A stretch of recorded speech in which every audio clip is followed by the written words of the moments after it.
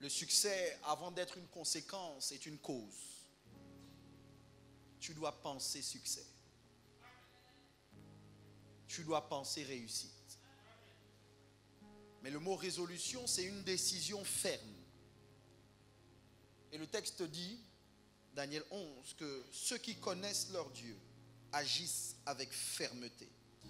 Ça veut dire que l'une des choses qui nous fragilise dans nos décisions, c'est la méconnaissance de qui Dieu est. L'ignorance de qui il est. Tu ne peux pas être ferme si tes convictions ne le sont pas. Tu dois savoir ce en quoi tu crois et pourquoi tu y crois. Vous ne pouvez pas en 2022 dépendre de la foi de quelqu'un d'autre. Tu dois connaître Dieu pour toi-même. Oui, il y a le Dieu de notre Père, l'évêque général.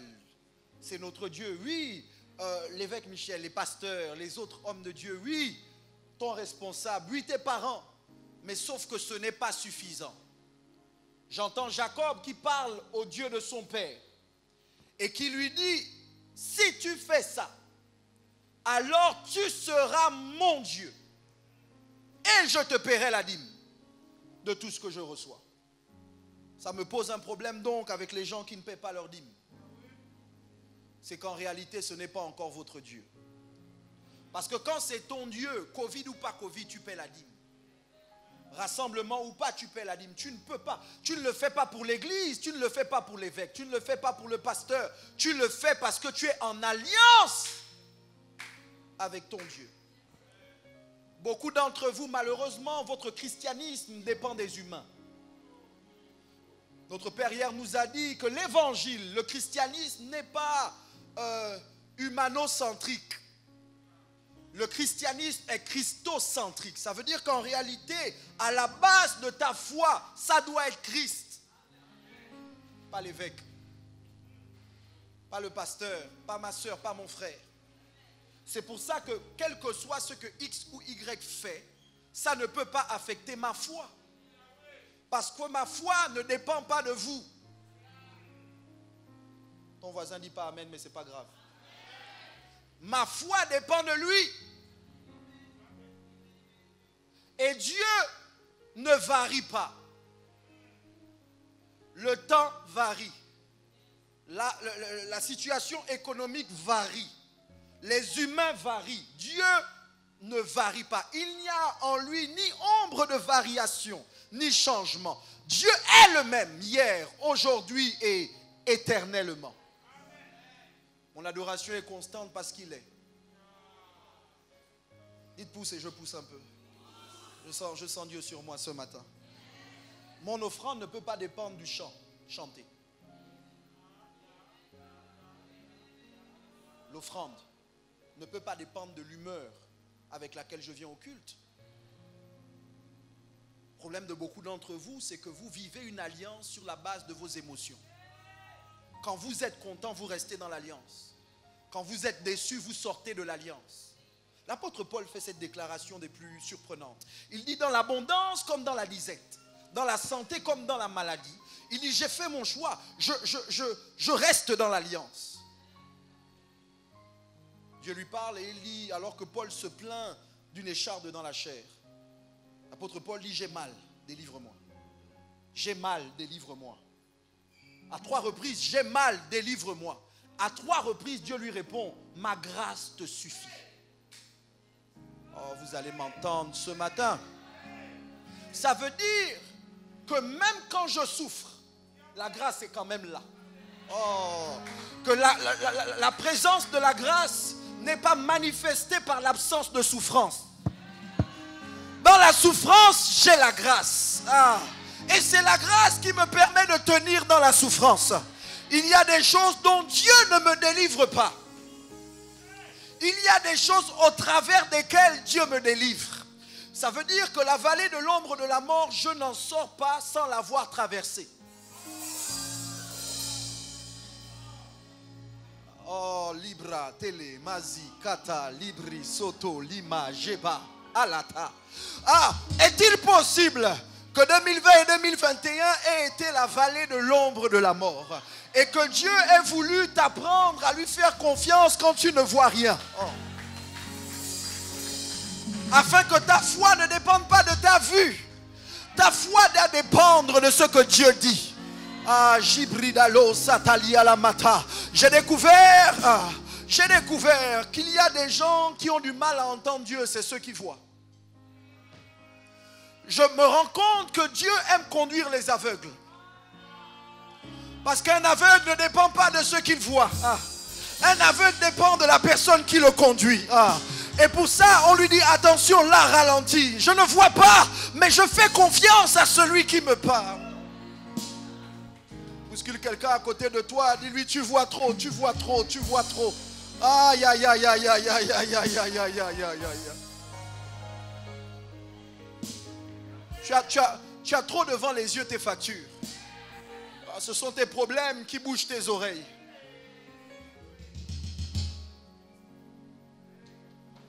Tu es le Dieu d'alliance.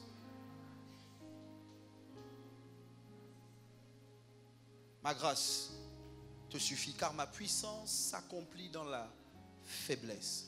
Et il dit j'ai pris la résolution de me réjouir de mes souffrances. Parce que quand je suis faible, c'est alors que je suis fort. Ce discours est un discours bizarre parce que les gens charnels n'arrivent pas à comprendre comment ils peuvent être faibles et forts.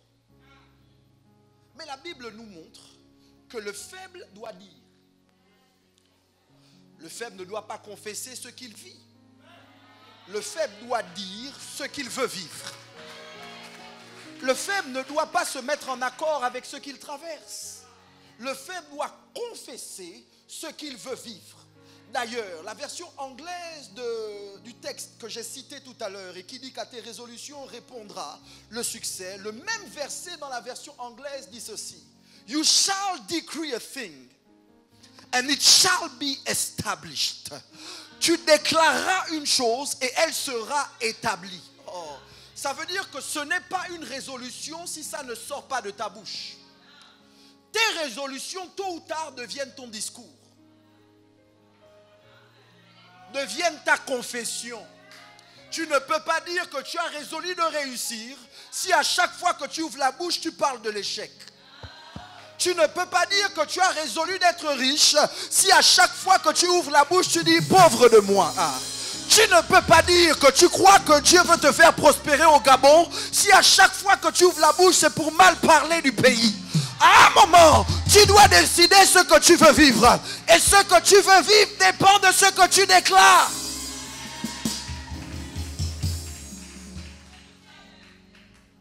Mais évêque, doit-on mentir? Oui. Bien sûr. Le seul moment où Dieu encourage le mensonge, c'est quand ce que tu vis n'est pas en accord avec ce qu'il dit. Et la Bible dit, non, vous ne me croyez pas. La Bible dit que Dieu soit reconnu pour vrai et tout homme pour menteur. Qu'est-ce que tu dis, évêque? Ça veut dire que quand un homme te dit le contraire de ce que Dieu t'a dit, cet homme ment. Quand ton compte en banque te dit le contraire que ce que Dieu a dit de toi, le compte en banque ment. Oh. Quand le diagnostic médical dit autre chose que ce que Dieu a dit, le diagnostic ment.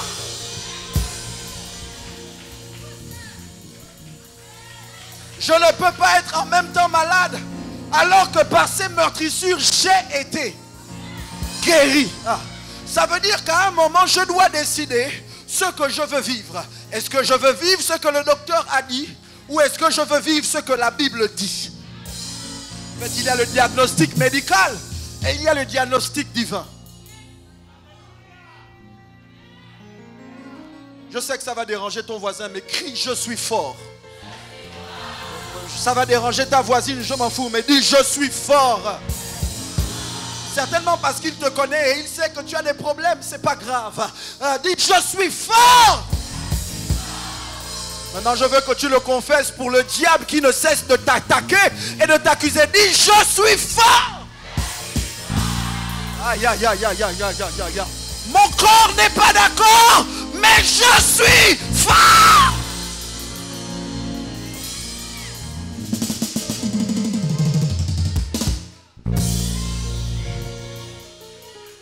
Il y a quelques jours, mon père me demandait, il me dit, ça va mieux? J'ai dit, ça ira. La femme a son enfant mort. Elle le dépose dans la chambre. Son mari lui demande, bébé, tu vas où? Je vais voir l'homme de Dieu. Pourquoi? Y a-t-il un problème? Elle dit non, tout va bien. Elle rencontre Géasi. Elle rencontre le serviteur d'Élisée. Elle lui dit le même discours. Tout va bien. Quand elle rencontre Élisée, elle se prosterne et elle pleure. Ah, ma Bible semble dire qu'il y a des gens à qui il ne faut pas dire ça ne va pas. Attendez. Pourquoi? Parce que de toutes les façons, même si tu le leur dis, ils ne peuvent rien faire pour toi. La personne à qui tu dois dire les choses telles qu'elles sont, c'est Dieu. Et son serviteur, lorsque tu comprends bien que Dieu veut utiliser son serviteur pour te guérir, pour te toucher ou pour changer la donne. Mais il y a des gens, quand tu les rencontres en route, tu ne pleures pas, tu ne te plains pas. On dit, Marco, mais j'ai entendu que dans ton foyer, elle dit non, tout va bien. Ah, Marco, j'ai appris que ton enfant a été arrêté. Non, tout va bien. Mais je viens d'apprendre qu'on t'a licencié. Non, c'est une rumeur. Tout va. Je croyais que je parlais. Je croyais que je parlais à l'église ce matin. Oh my God. Où sont les gens qui ont une bouche et qui ont décidé d'utiliser leur bouche pour appeler à l'existence ce qui n'existe pas? Oh. Bouscule quelqu'un, dis-lui ça va, tout va bien. Dis-lui, faut pas suivre, tout va bien. Cherche quelqu'un d'autre, dis-lui tout va bien. Ah, tout va bien. Asseyez-vous. Donc, tes résolutions, à un moment ou à un autre, doivent devenir ton discours. Et j'ai décidé que cette année, moi, je ne parle pas de vous, moi, ça ne vous concerne pas, ça me concerne moi, cette année, j'aurai l'argent. Moi. En fait, je vais dire ça différemment. Cette année, j'ai l'argent. Cette année, j'ai la santé. Oh. Cette année, j'ai de bonnes relations. Ton voisin m'énerve quand il dit pas amen. C'est pas grave, c'est pas pour lui. Cette année, je suis prospère. Cette année, je réussis. Cette année, je voyage. Cette année, tout ce que j'entreprends marche. Cette année, je vais travailler. Cette année, je vais évoluer. Cette année, ça va bien se passer.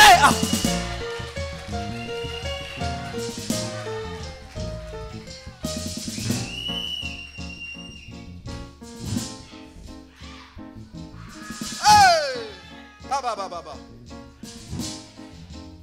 Est-ce que je dois vous dire un secret? Non, je ne vous dis pas ça. Je ne dis pas mon secret, je garderai mes choses. Mais je veux quand même vous dire ceci. Ce n'est pas dans mes notes. On parlera de l'alliance tout le mois, donc on a le temps. Mais l'une des choses qui m'aide, et je sais que c'est pareil pour vous, quand émotionnellement ou quand dans mon corps, et mon père me l'a dit il y a quelques temps, il s'en souvient certainement, mais il me l'a dit il y a quelques années, quand vous êtes attaqué dans votre corps et dans votre santé, médicalement ou physiquement, vous pouvez aller mal. Mais ce que vous devez... Ce sont les attaques. Ce que vous devez... Voilà, tout va bien. Ce que vous devez préserver, c'est votre mental. Et parfois, pour garder le moral haut, vous devez vous faire plaisir. Ça ne dépend pas de vos moyens. Ça ne dépend pas de ce qui est vrai ou faux. Ça dépend du fait que parfois, pour garder la tête haut, vous devez trouver le moyen au milieu de vos difficultés de voir une lumière jaillir. Et si vous n'avez pas de lumière, créez-la. Appelez-la à l'existence. Faites-vous du bien. Ça ne va pas, mais tu vas faire tes cheveux. Tu vas faire tes ongles. Tu vas acheter tu vas acheter un vêtement. Tu vas faire coudre de nouveaux habits. Tu vas te faire du bien. Ça ne va pas. Toi-même, tu sais qu'il y a des situations compliquées. Tu as besoin d'un miracle. Mais si tu peux, achète une voiture. Une voiture climatisée. Va manger dans un restaurant huppé. Va te faire du bien, même si tu vas manger seul. Pourquoi? Parce que quand ça ne va pas, ton discours, tes actions doivent devenir prophétiques.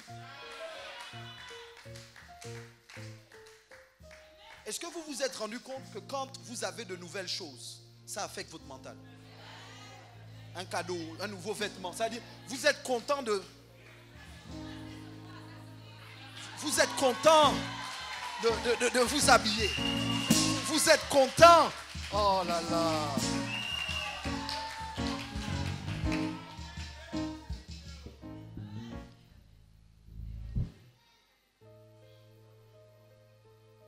Écoutez, ne croyez pas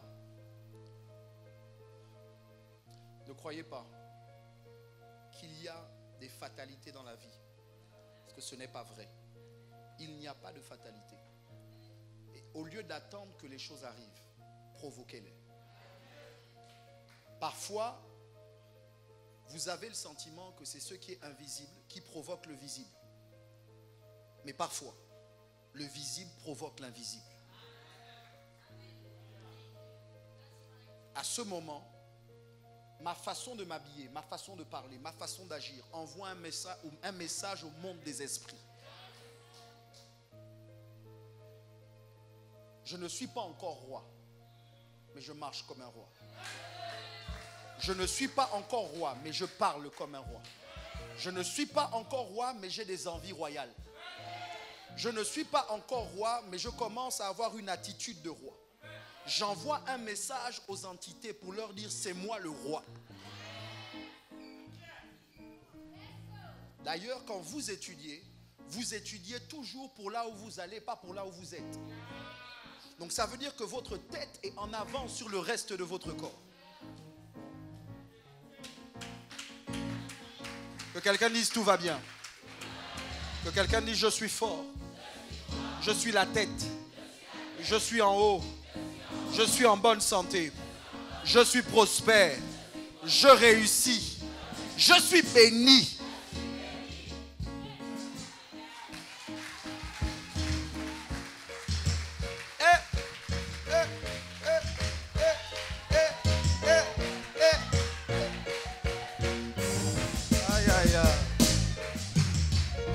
Le texte dit ceci, Daniel 11, 32. La Bible dit quelque chose d'intéressant.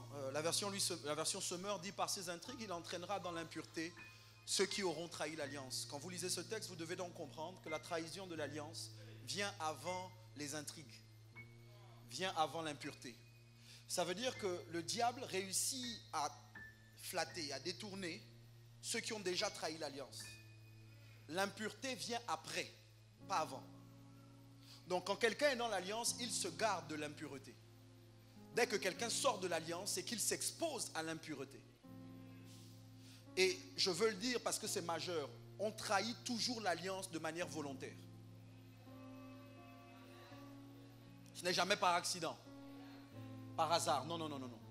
C'est volontairement qu'on trahit l'alliance. Parce que si tu as une alliance, tu dois en connaître les termes, les clauses. Et c'est majeur, pourquoi?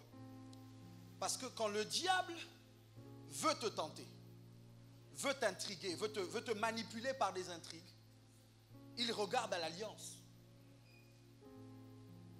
Vous connaissez cette fable de La Fontaine, tout flatteur vit aux dépens de celui qui l'écoute. Maître Corbeau sur un arbre perché tenait en son bec un fromage. Il y en a qui ont fait l'école. Donc, dans le contexte, le corbeau a le fromage dans le bec. Celui qui n'a pas le fromage le flatte. ton plumage est beau, mais je suis sûr que ta voix est meilleure. Ta voix est belle. Peux-tu me faire entendre ta voix? Celui qui a le fromage perd de vue le fromage à cause de la flatterie. Mais écoutez-moi, la flatterie a besoin d'un cœur traître. Est-ce que vous vous êtes rendu compte? Il y a une de mes tantes, père, il y a une de mes tantes qui m'avait fait un compliment une fois. J'étais dans la chambre des parents à l'époque, je suis en train d'atterrir parce que je veux terminer dans les temps. Il y a une de mes tantes qui m'avait fait un compliment et j'étais dans la chambre de mes parents et je me mirais. J'étais en train de me regarder, j'étais habillé, j'étais frais, j'étais juste beau. Voilà. Puis ma tante arrive et puis ma tante fait « Oh Michel », elle avait un petit nom je pense qu'elle me donnait, elle me dit « Oh Michel, vraiment tu es beau hein. » Et je vous garantis, je devais avoir peut-être, je m'en souviens parce que je devais avoir, j'étais adolescent, je devais avoir 11, 12, 13 ans par là, j'étais adolescent, pré-ado ou ado. Et donc quand elle me parle innocemment, ça sort de moi et je lui dis, je sais. Je crois que j'ai dit merci, je sais, mais je dis je sais, merci, un truc. Je sais était clairement dans mon discours. Et ma tante m'a repris. Et elle m'a dit, on ne dit pas ça. Quand on te fait un compliment, tu dis merci. Je comprends l'éducation. Mais écoutez-moi bien. Si quelqu'un vous dit sur vous ce que vous ne savez pas de vous-même, parce que la personne vous dit, elle peut vous manipuler. Ça veut dire que quand on te fait un compliment, même si tu ne dis pas je sais, tu dois le savoir. Ta beauté, ton regard sur toi-même ne doit pas dépendre de ce que les gens pensent de toi. Si tu ne t'aimes pas et que tu dépends de l'amour de quelqu'un, cette personne est capable de te manipuler par son amour ou pour que tu reçoives de l'amour. Je sais, écoutez, et je sais que je suis beau. Non, c'est pas de l'orgueil. C'est pas lié sur mon apparence. J'ai appris à m'aimer parce que j'étais bourreau de complexes. J'ai appris à m'aimer parce que j'ai découvert que Dieu m'aime. Quand j'ai découvert que Dieu m'aimait, quel que soit le corps que j'avais, le front, les autres trucs, j'ai appris à m'aimer. Ça fait partie de mon charme. C'est ça qui me rend beau. Voilà. Mais je ne vous le dis pas pour moi, je vous le dis pour vous. Parce qu'il y a des choses que vous ne pouvez pas changer sur vous, que vous refusez d'aimer. Ta taille, accepte, c'est fini, c'est ta taille. Dieu s'est dit que pour là où il veut t'emmener, tu dois être petite, c'est ça. Tu dois être court, c'est ça. Dieu a dit que toi, tu dois être grand, c'est ça. Non, authentique. Quand j'étais à l'étranger, j'étais avec des élèves, des étudiants qui étaient souvent moins âgés que moi. Et il y avait toujours ce complexe en termes de « Ah, je suis plus vieux que les gens ici ». Mon premier roommate, mon premier compagnon de chambre, il avait 19 ans. Je me marie, non, il a 17 ans, parce que moi j'arrive à 21 ans. Donc le gars a 17 ans, et le gars est sur le point de se marier. Authentique. Il a sa voiture, il a son travail. Moi j'ai 21 ans. Je n'ai pas de travail, je n'ai pas de voiture, je n'ai pas de femme. 17 ans, il se marie. Et dans mon cœur, vous savez, tu sais de quoi je parle, mais dans mon cœur, j'ai commencé à dire, mais il est immature, on ne se marie pas à 17 ans. Mais comment il peut vouloir se marier à 17 ans? Il ne connaît pas la vie. Tu dis ça parce que ce n'est pas ton mariage. Parce que ce n'est pas toi. C'est souvent la jalousie qui nous fait parler comme ça. Je sais que vous n'allez pas reconnaître, mais c'est vrai. Quand tu vois quelqu'un de jeune réussir, c'est suspect. Quand tu vois une jeune fille avoir sa voiture, c'est sûr qu'il y a un sugar daddy quelque part. Mais si c'était toi, il n'y aurait pas de sugar daddy. Pourquoi est-ce que le succès de l'autre est suspect et ton échec n'est pas suspect?